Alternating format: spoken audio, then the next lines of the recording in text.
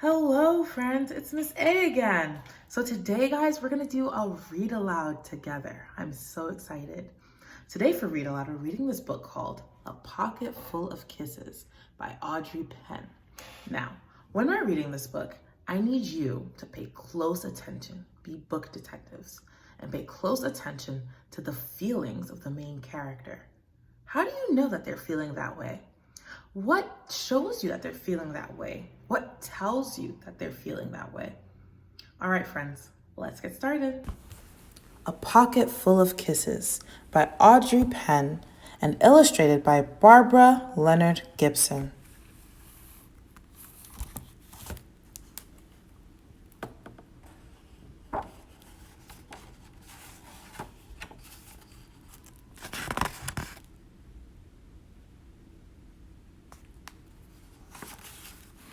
Chester Raccoon sat in the hollow of a tree stump and pouted.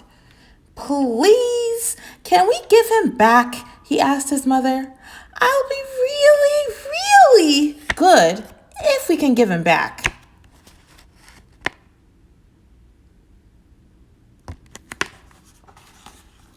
Mrs. Raccoon smiled tenderly. "You're already really, really good, Chester.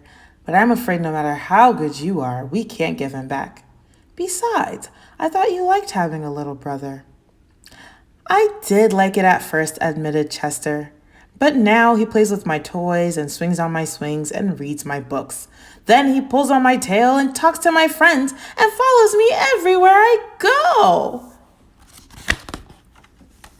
Mrs. Raccoon lifted Chester onto her lap and smoothed out his worried, furry forehead. "That's what little brothers do," she explained in a very motherly tone.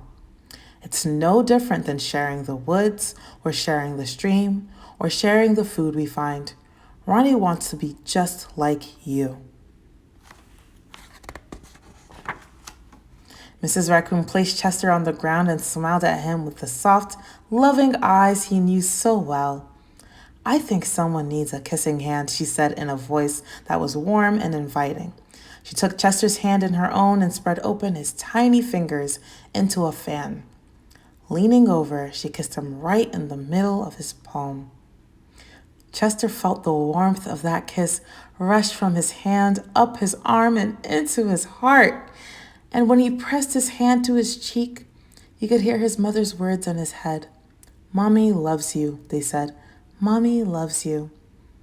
Chester grinned so wide the tips of his silky black mask crinkled upward. Even his cheeks flushed to a primrose pink. He was the happiest raccoon in the forest. Friends, let's pause right here. How do you think Chester is feeling right now?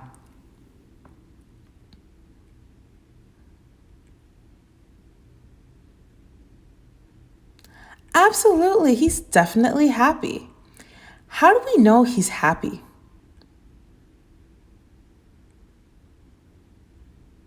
Yes and yes. He looks happy because the story told us he's happy. When you look at his cheeks, they're so pink. And he has that big old smile on his face. Look at that.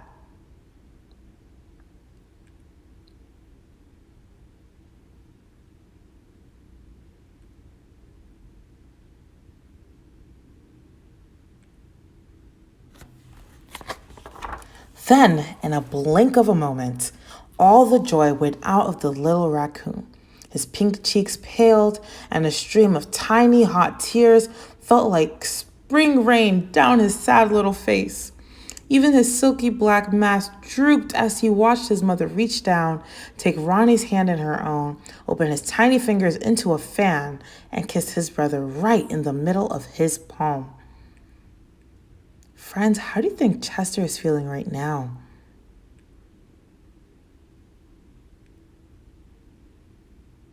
Yes, he looks so sad. Look at the tears running down his face. Let's keep reading.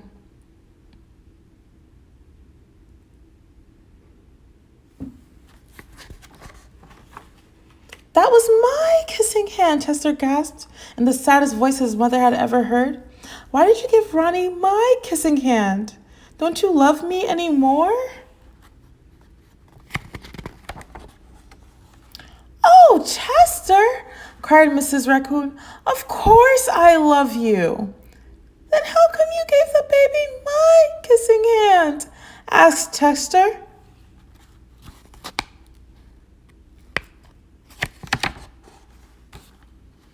Mrs. Raccoon gathered Chester up in her arms and gave him a great, big, comforting hug. I would never give Ronnie your kissing hand, she assured him gently. That was his kissing hand. Now you each have one of your own. Chester already looks like he's feeling better, doesn't he? Chester wiped away his tears and settled in his mother's lap. If you give both of us kissing hands, won't you run out? Mrs. Raccoon laughed. Would you like to hear a story? She asked Chester. About kisses? About stars, said Mrs. Raccoon. Every night, just before the sun goes down, it reaches out with its rays and touches every star in the universe. One by one, the stars light up and shine down upon us. Even on nights we can't see the stars, they're up there, sparkling away. No matter how many stars fill the sky, the sun will never run out of light, and its rays will never stop reaching out to them. That's the way it is with kissing hands. When somebody loves you, their kisses are like the sun's rays, always there and always shining. No matter how many kissing hands I give you and Ronnie, I will never, ever run out.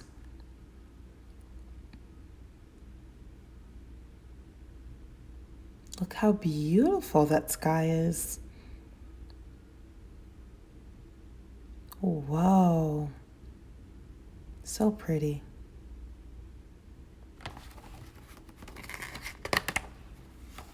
But you are right about one thing, Mrs. Raccoon told Chester.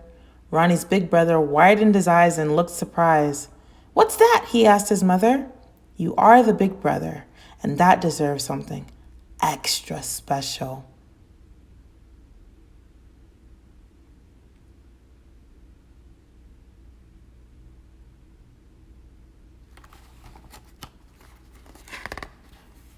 Mrs. Raccoon put Ronnie on a swing, then took Chester's right hand in hers and spread open his tiny fingers into a fan.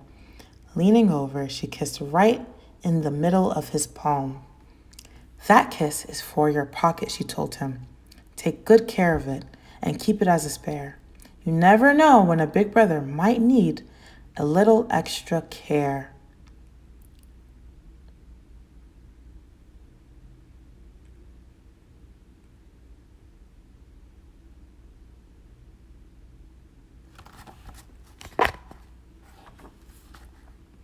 Chester hugged his mother and romped away.